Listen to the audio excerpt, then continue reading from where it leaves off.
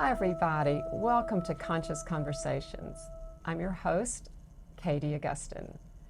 So for those of you who don't know me yet, I am the head of the spiritual center called Transformation Center based in Westport, Connecticut. So I am a transformation coach, I'm a shamanic practitioner, and in addition to the individual coaching and healing sessions that I do, at the center we also have a variety of classes and workshops and even sound baths in the backyard when the weather's nice. And everything we do is really designed so that you can develop a greater self-awareness and tune in to who you really are and let go of everything that you're not, transform your limiting beliefs, so then you can actually create consciously a life that you love. So thanks for being here today for Conscious Conversations. I am very excited that my guest is Atara Horrigan. Welcome to the show, Atara. Thank you. Yeah. It's amazing to be here. It is. We're just now meeting for the first time in person, so I'm glad that you're available to do this. And, you know, I love meeting new people and finding out what they're about and having them share with our audience so they can learn for themselves. So that's really, you know, why we're doing this to begin with. So I'm going to read a little bit about you before we get started, okay? So the audience can get to know you before we do start talking. And we're going to put up your contact info so people know how to contact you as well. Perfect. Okay, great. So Atara Horrigan is a mental health survivor and spiritual explorer on a journey of learning, teaching, and healing through alternative modalities, spiritual practices from around the world, mindful living, and community. She was initiated into her spiritual path as a teen by a decade-long battle with a deep suicidal drive which barred her from a conventional life. Atara's passion for music, meditation, and spiritual studies, as well as a quest for inner safety and peace, brought her down a long path of healing and forged the resilient person she is, still creating today. Atara now continues her self-work as a young adult, working as a yoga teacher, sound healer, and group facilitator. And she shared with me that her current mantras are, "It's okay not to be okay," which is very true. Yes, and you'll love this one. You don't have to be healed to help others, but it helps to heal yourself. And that's where we are today. So again, welcome to the show. And Thank you. yeah, you know, before we get started on all the questions I have about basically who you are and how you got to where you are, well, I guess part of it is, you know, we were talking earlier about your name, Atara, was not the name you were given at birth, Yeah, right? that's true. Yeah, so how did it come about? So interestingly, Atara originated from a drum. And I actually brought the drum with me today. Oh, cool. So I didn't even know you were going to ask this question, but it's like the perfect opportunity. All right. So I'll introduce you to this beautiful white deerskin drum. Oh, that is beautiful. And this was gifted to me through a farm known as Sticks and Stones Farm in Newtown, where there's lots of Yes. beautiful events taking place, lots of community building. And I was gifted this drum from the farm because someone donated, like, I don't know, something like 10 shamanic drums. Oh. And so I've been taking this beauty into the show woods. it to the camera so over here so they can see it. Yeah, I've been taking this beauty into the woods, working with her, meditating with her, and doing a lot of healing work and tapping into the wisdom of nature through the unique vibrations of this drum. And so in a drum journey, I may as well, you know, give a little sample of her beautiful sounds. So I'm just gonna wake her up.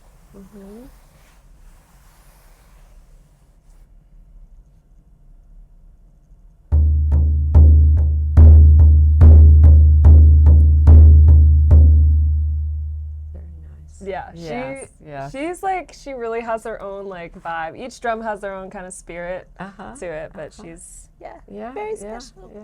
I have a couple of drums myself. Yeah, Not one quite like that. That is a beauty. And so I was in the woods one day, like just listening to the sound of this drum, and the name Atara surfaced. Okay. And I was like, okay, so your name is Atara. So I named the drum Atara. Fast forward 8 months after that, I was in a pretty committed daily meditation practice, tuning in to my higher self. That was like the visualization. You're connecting with your higher self and you're just bathing yourself in love. Every morning I was doing that, noticing a lot of improvements, a lot of healing, movement, psychic movement in my healing journey. And one day I reached a point of silence, deep silence in this meditation, deeper than I typically go, and for a longer period of time than I normally am there in such a place. And in that quiet, silent place, I heard the name Atara. Okay. And it was like, yeah, that still little inner voice that was like, Atara. And I was like, what is that? And the voice was like, that's who you are. And I'm like, okay, that's interesting. And I asked, I waited, gave it some space, and then I asked, is this a secret name for me to refer to myself in meditation, or is it a name that the world should know me by? And the answer I got was, it's a name the world should know you by. Wow. And the fascinating thing is, I'd never thought about a spiritual name or wanting to change my name. I've always liked Madeline, and it has a beautiful significance connecting all the way back to the biblical figure Mary Magdalene. Oh. And the name literally translates to tower. And, so my mom named me that for a reason, because it's a strong name, a symbol of the divine feminine, right? Yes. And so when this Atara name came, it symbolized a great unexpected change. And from there, several friends of mine who were interfaith priests and shamans and holistic healers of all kinds said that they wanted to come together and do a ceremony for me. So we ended up having this beautiful ceremony that turned out to be almost like a self-wedding ceremony, where we built they actually set everything up, like they built this womb, like a symbolic womb for me to step through. Okay. And then we did a Irish hand binding, because I'm half Irish, that they typically do to newlyweds. They take a ribbon, silk ribbon, and then wrap their hands together in celebration. Oh. And so I had this Celtic shaman friend of mine wrap the ribbon for myself. Marriage to myself, a spiritual marriage. And it's beautiful. Ever since, I've been going by Atara, but Madeline is still my legal name. I see. And I've just been on a very beautiful and unexpected journey, prompted by the name in a lot of ways. So have you found that it's assisted you in your journey of becoming? Absolutely. Absolutely. Yeah, because it's always given me a northern star to orient myself towards. No matter what happens in life, I know that the name it means something. It means my highest self-actualization. And so I just continue to try to orient myself like a plant orients itself towards the sun. So that's what the name is to me. I love that. Thank you for telling us that story and sharing your drum course. too. I'm glad, because I saw you with the drum, but I didn't know what it was or anything. So I'm glad that came out. Sure. Yeah. Wow. That is awesome. Yeah. So Sticks and Stones Forum is also one of my favorite places. Yeah. I hope it can continue. Big plug to them and to my friend who runs his nonprofit from there called Love Has a Home. Yes. He's doing amazing stuff, putting on events that have been really building community and helping us kind of evolve coming out of COVID, and giving so many people a safe haven for spiritual development and connection to the land. And also all the nature schools that take place there on the land have been really cool. Coyote School. Yeah, no, Reverend Bill Donaldson is our friend. Yeah, he's wonderful. Yeah. Yeah, he was the person who facilitated my renaming ceremony. That's awesome. Yeah. I didn't know, it's a small world in our Yes, community, it really so to is. speak. And I love that, though. It's nice. Yeah, no, it Yeah. is. I've met so many wonderful people through him and through Sticks and Stones, and also the group that we belong to, the TLC, with Beth Lees, who started that. I think we talked briefly about that before, and that's just an amazing group of people who really have so much to offer. And I think it's just like individually we do a lot, but as a group, it's even more. We could do so much more. Yeah. We need each other, Yeah. but not in a messed up codependent way. Of course not. None of us struggle with any issues like no, that. No. All of our parents were perfect. Oh, right. Right. Which kind of leads me, I guess, to my next question. You know, in the intro, we talked a lot about what felt like a traumatic background for you, traumatic experience. And I know, one question I was curious about is like, so what is the power that you find in sharing what you have gone through, what your experiences have been? Well, I'll start by saying that science has found that isolation causes disease. Social isolation leads to a lowering of the immune system functionality and increases our stress response, which then can lead to degenerative issues down the line or just symptoms, physical symptoms of dis-ease. Right, since it's all connected. And so what you hold in, eats you up inside. There's a reason that phrase, it's eating me up inside, because there's something inherently sickening about holding things in and also holding on to things.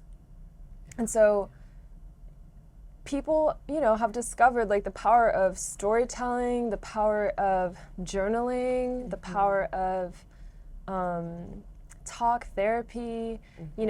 There's so many different methods to get it out. Yeah, the power of gesture, which a friend of mine started that. That's beautiful. Movement, dance, somatic work. Like there's so many avenues, and then you even go to like Catholicism and the act of like confessing. There's that idea like if I confess, then I'm going to get it out of me, but then that's kind of like, it tends to be a cycle of guilt where there's always something to be guilty for, which is not exactly what we're going for. By sharing traumatic experiences, it's a way to liberate yourself of that burden and also give yourself a chance to break the inner isolation that you or one might feel from whatever experience it was.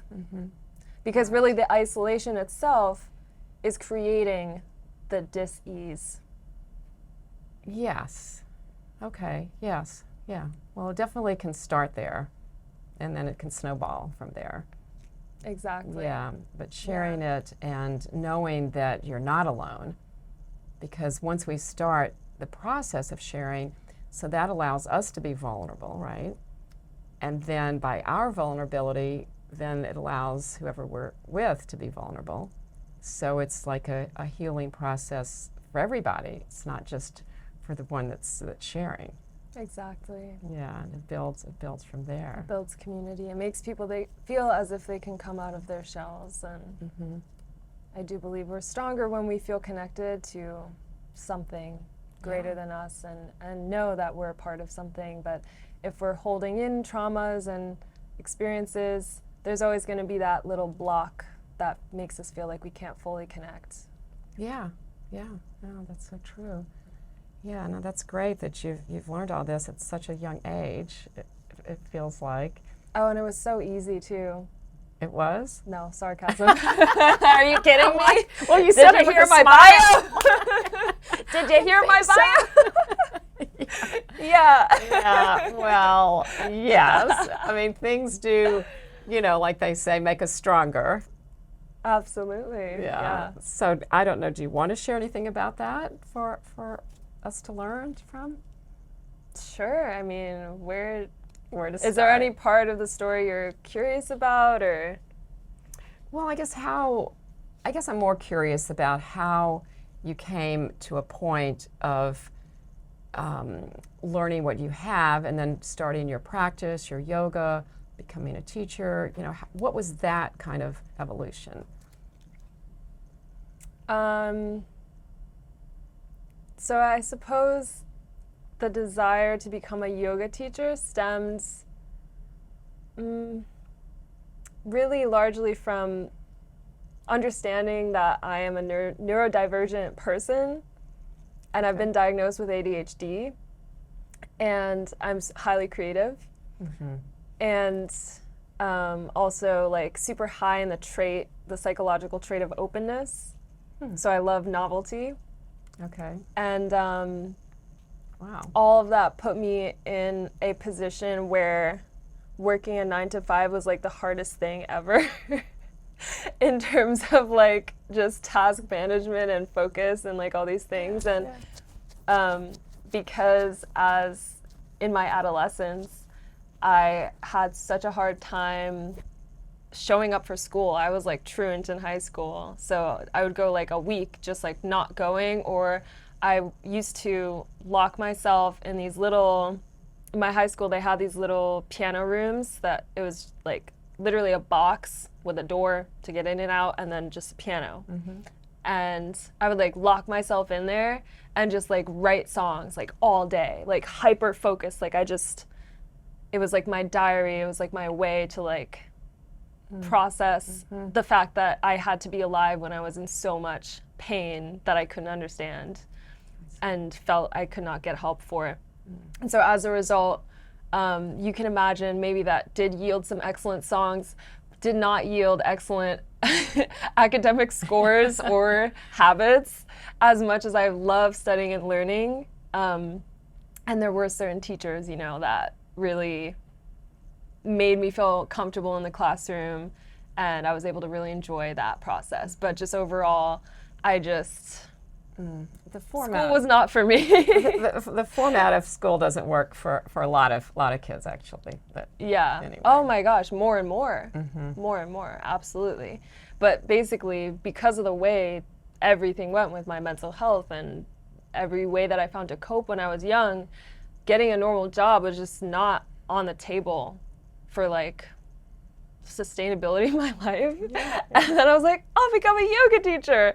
And then that opened up kind of another layer of like shadow work and like, you know, as you're learning breath, the 8 limbs of yoga and the pranayama and all these things, and you have to practice it in your body, and you see all these challenges that come up. Everybody in a yoga teacher training, if it's held well in a safe space, things will come up, and then you'll be able to examine them safely and integrate and process and begin your journey, not just as a practitioner, but as a student of yoga. As a yogi. But you didn't know that before you started the yoga teacher training? You didn't know what to expect? I didn't put a lot of expectations on it. I just knew I wanted to do it, and I was already always getting triggered anyway because of all the emotional like things that I was going through, that I was just like, all right, let me, you know, keep doing this while I become a yoga teacher. And I was, you know, went through a major like evolution through that process. And then I realized I'm really dang good at that. Like I'm really good at holding space for people through yoga. People are responsive to that, right? And so that was kind of when the spark, you know, caught a flame. Yes, really ignited. Because it was like I found something that I'm really good at when I had a history of having, you know, close family members treating me as if I was disabled, as if I couldn't sustain myself, as if I couldn't, you know, do these things to support my own life. And so to have that realization, like, okay, I'm really good at something, this something can make me money and it can help people, and you put all those things together, it became and you're this, helping yourself too. and I'm helping healing myself. Yeah. And it just became this beautiful thing, and that's kind of how I started. So I would say, and I don't know if you would agree, that there's no accident that that's what you were called to do, to be a yoga teacher. Doesn't feel like an accident to me. No. No. No, and I do feel, I have the definite feeling just meeting you and talking to you that you're very good at it and holding the space and helping people be who they are as well. Yeah. That's what I love to do, and Yeah. my favorite thing is just to, give people the experiences that I've been able to have through these different practices. Like, that's so awesome. Like, when someone comes, after your class and says, wow, I've never felt this present with my body, or I felt like I was, releasing so much stress that I didn't even know was there. You have people crying in your yoga class and saying, whoa, I don't even know where that came from.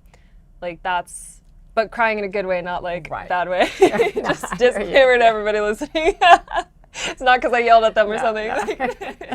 Because they're getting an emotional release through the somatic practice of yoga, which, by the way, is, in my opinion, the yoga we teach here is never going to be the yoga of India, the yoga of, the motherland where it came from. It's a completely altered to fit our culture, and we're only interpreting it and absorbing it from the context of our culture. So I have a whole thing about that as well. Well, and I know very little, but I do know enough to know that what we practice as yoga there's so much more to it. It's like almost like the tip of the iceberg, right? Yeah, and it's not even the first thing to do is not actually asana. So in like the 8 limbs of yoga, the first 2 things are almost like a ancient, similar to the 10 Commandments, like the yamas and the niyamas are like how to treat yourself and how to treat others. And then once you master those, then you do asana. And then after you master asana, then you go to breath, and then so on and so forth. Most people aren't even at the breath part, let alone the asana part. So people so if you were to teach like a real yoga class, first it would be like, how did you talk to your partner before you left and came to this yoga class today? And did you, take care of yourself? Did you eat a good meal? Did you tell yourself you love yourself before coming out? And then maybe you get to do some movement once you got that done, right? But we just jump right in. Yeah, we're like, I want to do this shape with my arm. I think it'll burn some belly fat and make me feel spiritual. There's, people come in with all sorts of intentions, and none of it's wrong. To me, it's just the posing and the framing, like trying to make it seem like it's like something that it's, when it's really something else. That's the part that I don't subscribe to. So you won't see that in my classes. Well, so that's what I was going to ask you. So how do you start in your class? By Well, I actually do start by giving people an opportunity to make sound. So, using Om as the vibration. So I usually tell people to bring their hands to their heart, lead with a little bit of breath work, a little bit of intention setting. And I do feel that getting a class to say Om together is a simple act of creating the, gelling together the energy of a group class, because people come also for the community. They don't just, because they could do it at home and watch a video, or they could just learn on them themselves and do it, but they come to be in the space, be with the people, and be with the teacher. So when you do the Om in unison, I find that as a nice way to acknowledge the group at the beginning of the class. Yeah, I think it's a great way to start. And but I don't tend to use a lot of the Sanskrit terms or try to make it overly spiritual. I just teach from where I'm at and pass on the things that make me feel good, and the things that I find my students reacting to, or the things that I sense that they may be wanting or needing to lean into. And then I always just go from there. Yeah. Oh, that sounds beautiful. Thank Yeah, you. yeah. Love to have you in class sometime. Yeah, if you do practice. And where do you teach out of? So currently I teach Yoga 45 in Westport. Oh, right. Yeah, so And that's it's on Main right Street. on Main Street. Yeah, Yeah, okay. it's a boutique studio owned by my mentor, my yoga mentor, Shauna Swanson, and she's been wonderful to work with. That's and great. and I'm also starting my own business where I do one-on-ones with people. I come to people's houses. I'll do groups. I also have some experience teaching yoga to athletes, so that's a special niche that I leaned into a little bit last year, but I want to continue that work as well, working with basketball athletes as well as jiu-jitsu people, and I'm open to teaching other athletes as well. Well, no, that's a great idea because it will add, you know, a mindfulness component to their routine or whatever it is that they do. I mean, it's crucial. Yeah. To me, it's crucial. Yeah. Yeah. Yeah. So I have one other question that I'm curious about because you mentioned it earlier before we started about the importance of ancestors in your space holding work. Yeah. So for me, ancestors are another North Star. Okay. They are constantly providing context to our lives and perspective, both individually and collectively. And because of where we're at in this modern day, everything is getting all connected. So all cultures are intersecting and interacting far more than we've ever seen before. And there's a lot more interracial marriages, and I myself am half African American and half Irish American. And connecting to my ancestors was one of the most healing things I'd ever done, because when I was growing up, unfortunately, the Black side of my family was not spoken about. So it was like an entire half of my identity that was like swept under the carpet because, you know, there are reasons. And again, that comes back to the importance of like getting things out in the open, talking these things out, because as a child, I internalized that. I was like, oh, okay, one half of me is bad, wrong, and I should hate myself because I have Black in me. And then I ended up moving to Fairfield, which is like all white, so I was like surrounded by white people, like European American people, some of whose families were probably slave owners back in the day. Like, I'm just gonna be real. And then having like the high school that I went to for a couple years be named after a guy who drove like the Native Americans off of the land. It was like his idea, like, I have a brilliant idea. Let's massacre the Indians, the Unkwins, and the, you know, the locals. And they named the school after him. So like we're living in this disrespect of the ancestors is just like everywhere around like colonial America, and disconnection from ancestry is a thing that causes a lot of mental health issues and spiritual crises for people all around the world, but especially in America with slavery. And it's like this elephant in the room that we can't seem to get a proper like acknowledgement of, right? So believe me, it was like a whole journey excavating that on my own, having to do that on my own. And now I understand that indigeneity, this concept of belonging to the land, this concept of, you know, there once were wise ancestors who knew how to survive and who communicated with the landscape as a living being. You know, that belongs to all of us, whether you are literally Native American or African American or South American, like wherever you're from, or European. Like you have the Celtics, you have the ancient, like the bards and the druids and the, you know, wise ancestors, indigenous groups from every Yeah. country. We all have them. Every country. Yeah. And it's vital for all of us to reconnect to their wisdom because we still need it to live today. Yeah. Like, our bodies haven't changed that much. It's not like we, learned how to fly between now and 1,000 years ago. We're still walking on 2 feet. We still need water, food, air, and love. Yeah. And shelter. And the ancestors knew about all of those things, and they knew about the art and the magic and the importance of prioritizing good relationships with all these things. Yeah. Because a lot of the trauma and pain that I see in the people that I work with today, whether they're white or people of color, can be cured by reconnecting with their ancestors. Oh, that's beautiful. We do have a lot to learn from them, that's for sure. Absolutely. And I think, and through that, we reconnect with ourselves, which I think a lot of us have lost that connection. And we reconnect with ourselves.